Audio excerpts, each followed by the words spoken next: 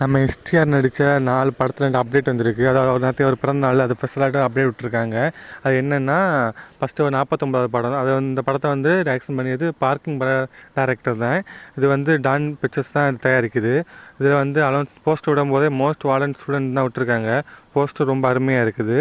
அது ஒரு 49வது மூவி. அடுத்து வந்து ஒரு 50வது மூவி. இது கண்ணும் கண்ணும் கொள்ளை எடுத்தால் டேரக்டர் தான் இதை டைரக்ஷன் பண்ணியார்.